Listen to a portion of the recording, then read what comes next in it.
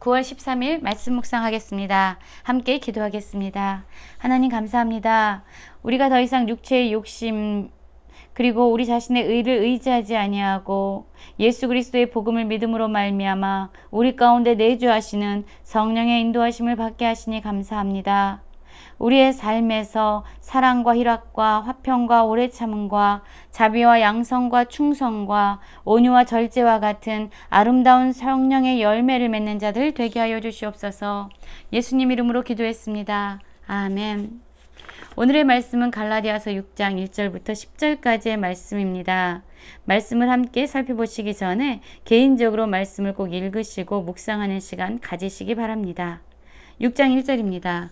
형제들아, 사람이 만일 무슨 범죄한 일이 드러나거든 신령한 너희는 온유한 심령으로 그러한 자를 바로잡고 너 자신을 살펴보아 너도 시험을 받을까 두려워하라 라는 말씀으로 시작하고 있습니다.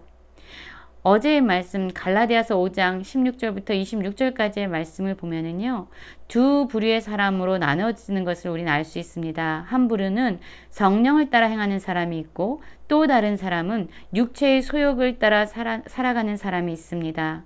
그리고 그러한 사람들의 삶의 결과는 너무나도 달랐습니다.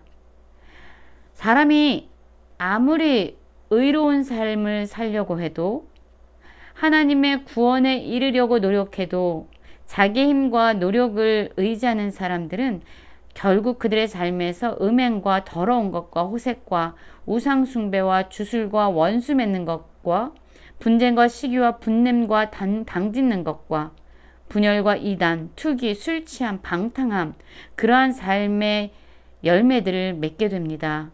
그러나 반면 성령의 인도하심을 따라 살아가는 사람들은 성령의 열매를 맺게 되죠. 예수 그리스도를 믿는 자들은 육체와 함께 그 정욕과 탐심을 예수 그리스도의 십자가에서 함께 못 받고 이제 예수 그리스도의 복음을 믿는 자들은 더 이상 자신의 힘이나 자신의 육신의 의로움이 아니라 성령을 따라 살면서 성령의 인도하심을 받게 된다라고 말하고 있었습니다. 그런데 이렇게 살아가는 사람들이 가만히 보는 거예요. 다른 사람들의 죄를 보게 되는 것이죠. 지금 나는 성령의 인도하심을 따라 살아가고 있고 또한 나의 삶에서는 성령의 열매가 맺혀지고 있지만 아무리 예수 그리스도를 믿는다고 말은 하지만 실상 성령의 인도하심이 아니라 자신의 육신을 의지해서 살아가는 자들, 자기 의를 의지해서 살아가는 사람들의 삶의 모습을 보면은요, 어떤 사람들은 그들을 정죄할 수도 있었을 것입니다. 그런데 지금 바울은 그들에게 이렇게 말하고 있습니다. 만일 사람이 어떤 사람에게 범죄한 일이 드러나거든 이렇게 이야기하고 있습니다. 신령한 너희는, 이 신령한 너희는 어떤 사람들입니까? 자신의 육체의 소욕을 따라서 살아가는 자들이 아니라 바로 그들 안에 내주하시는 성령의 인도하심을 따라 살아가는 자들입니다. 예수 그리스도의 십자가와 부활의 복음을 믿음으로 말미암아 그들 가운데 예수 그리스도의 생명, 성령의 인도하심을 따라 살아가는 자들이 다른 형제와 자매가 범죄한 일을 보게 될 때에 어떠한 삶의 선택을 해야 되느냐? 바로 온유한 심령으로 그러한 자를 바로잡으라 라고 말하고 있습니다. 그들을 정죄하거나 비난하는 것이 아니라 온유한 심령, 이 온유 역시 성령의 열매입니다. 하나님께서 삶의 주인이심을 온전히 고백하고 또한 그 주인 대신 하나님께 자신의 모든 능력과 힘과 모든 것을 온전히 의탁하는 것, 그러한 내적인 강인함을 온유라고 말합니다. 그렇기 때문에 바울은요, 이렇게 성령의 인도하심을 따라 사는 자들이 다른 사람들이 범죄한 일을 보게 되면은 온유한 심령으로, 즉 그의 삶의 주인이 하나님을 인정하고 자기의 생각과 자기의 판단을 다 내려놓고 그들을 하나님 안에서 바로 잡도록 그들을 인도해야 된다라고 말하고 있습니다. 그뿐만 아니라 범죄한 자들을 바로 잡을 뿐만 아니라 또한 자기 자신을 돌아보는 거예요. 다른 사람의 죄를 보고 혹시 나도 그러한 동일한 죄에 빠져있진 않은가 자신을 되돌아보라고 말하고 있습니다. 그래서 시험 받을까 두려워하는 마음으로 자신의 삶을 살펴보고 올바른 삶을 향해서 나아가라 라고 권면하고 있습니다. 그렇습니다. 다른 사람의 죄를 보게 될 때 그것을 정죄하거나 비난하기보다 오히려 그것을 거울 삼아 자신의 삶을 돌아보는 그런 성숙한 모습이 필요합니다. 또한 2절부터 보면은 짐에 대해서 이야기하고 있습니다. 2절 볼까요? 너희가 짐을 서로 지라 그리하여 그리스도의 법을 성취하라 라고 말하고 있습니다. 이 유대주의자들은 갈라디아 교회에 와서 사람들에게 자신의 의지와 자신의 힘과 자기의 의를 의지하라고 이야기하면서 율법의 짐을 자꾸만 짓게 했습니다. 구원에 이를 수 없는, 의로운 삶으로 나아갈 수 없는 그런 수고로운 율법의 짐을 자꾸만 지게 했어요. 인간의 힘으로 질 수 없는 짐을 지게 했습니다. 그러나 바울은 그들에게 더 이상 인간의 힘으로 이룰 수 없는 의를 이루기 위해서 노력하는 율법이나 자기 의를 붙잡는 짐이 아니라 서로의 짐을 지라라고 말하고 있습니다. 그래서 그리스도의 법을 성취하라고 이야기합니다. 그리스도의 법은 바로 사랑을 성취하는 것입니다. 나 자신뿐만 아니라 다른 사람의 짐을 서로 져줌으로 말미암아 그리스도 안에서 참된 사랑을 이루라고 말하고 있습니다. 그리고 또한 우리가 경계해야 될 것은 아무것도 되지 못하고 된 줄로 생각하면 스스로 속임이라 라고 말합니다. 우리의 삶이 사실 우리는 무능력하잖아요. 우리는 하나님의 의를 이룰 수 없는 자들이잖아요.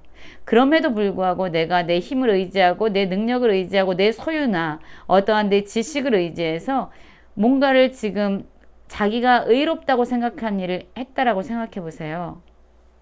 그런데 실상 그들이 아무리 노력하고 수고해도 하나님의 의에 이룰 수 없는 참된 구원을 성취시킬 수 없는 것을 행하고 나서도 자기 의를 의지해서 뭔가를 했다라고 생각하면서 나는 뭔가를 이루었어. 나는 뭔가 됐어.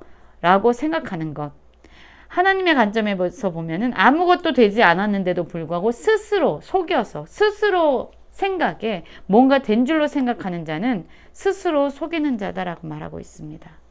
즉 자신의 생각으로 자신의 관점으로 자신을 바라보는 것은 사실 속이는 일입니다. 하나님의 관점으로 하나님의 진리로 우리 자신을 바라봐야 합니다. 4절에서도 이렇게 말하고 있죠. 각각 자기의 일을 살피라. 자기의 관점으로 자기의 일을 살피면요. 모든 사람은 다 스스로 옳은 일을 했다라고 생각합니다. 그렇기 때문에 항상 진리가 기준이 돼서 우리의 삶을 살펴보는 그러한 노력들이, 그러한 훈련들이 우리의 삶에 필요합니다. 자랑할 것이 자기에게는 있어도 남에게는 있지 아니하리니.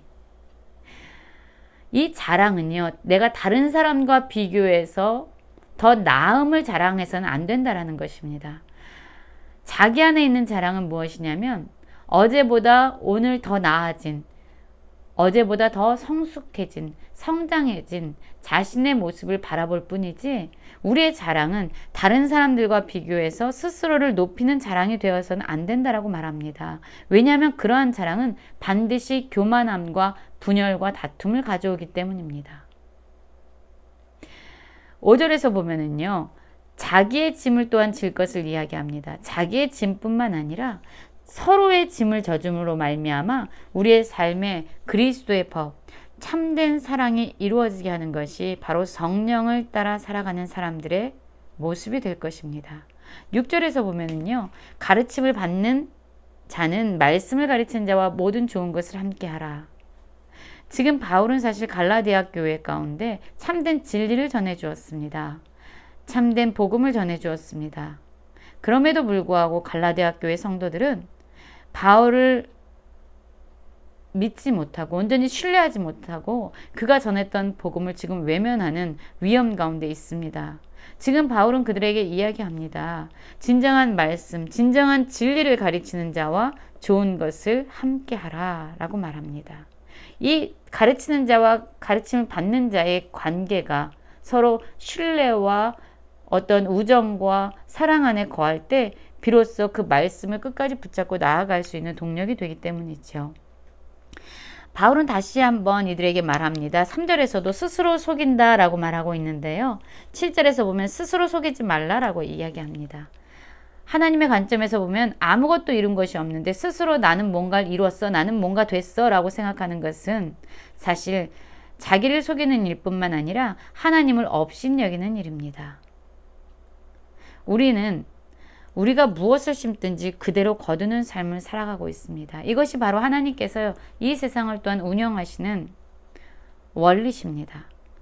우리가 내 육신의 힘을 의지해서 내 자신의 의를 의지해서 살아갈 때 우리의 삶의 열매는요 분명히 나타납니다.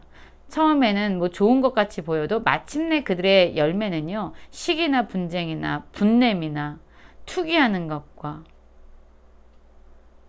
더러운 것과 원수 맺는 것과 이러한 일들이 그들의 삶에서 나타난다는 거죠.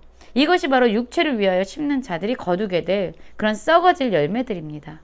그러나 자신의 힘이 아니라 나는 예수 그리스도의 십자가에서 주님과 함께 죽고 이제는 내 안에 나를 위해서 자기 몸을 기꺼이 희생하신 예수 그리스도의 생명, 예수 그리스도를 믿는 믿음 안에서 내 안에서는 예수 그리스도의 생명, 성령이 나의 삶을 주관하시고 인도해 주십니다 라고 믿음으로 성령의 인도하심을 받으면서 살아가는 자들은요 성령으로부터 영생을 얻게 된다라고 말하고 있죠.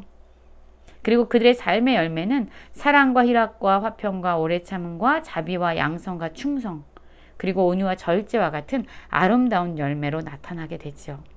그런데 사실 갈라디아 교회 성도들은 이러한 거짓 교사들에 의해서 영향을 받았고 또한 진짜 진리를 붙잡고 살아가는 사람들은 그들에게 박해를 받기도 했습니다.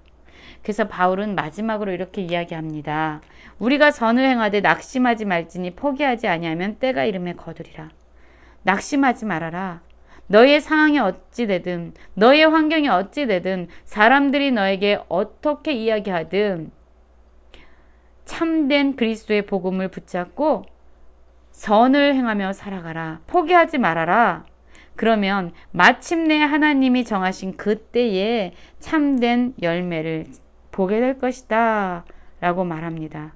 그래서 우리가 선을 행해야 될, 포기하지 않고 행해야 될 일은 바로 기회가 있는 대로 모든 이에게 착한 일, 이 착한 일은 내 생각대로의 착한 일이 아니라 하나님이 선하다라고 말씀하신 그러한 일을 해야 한다라고 말합니다. 특별히 믿음의 가정들에게 하라라고 말하고 있습니다. 어떤 상황에서도 낙심하지 말고 하나님께서 말씀하시는 말씀을 붙잡고 기회가 있는 대로 모든 이들에게 착한 일, 선한 일을 행함으로 때가 되면 그 열매를 거두는 모든 성도님들 되시길 간절히 기도합니다.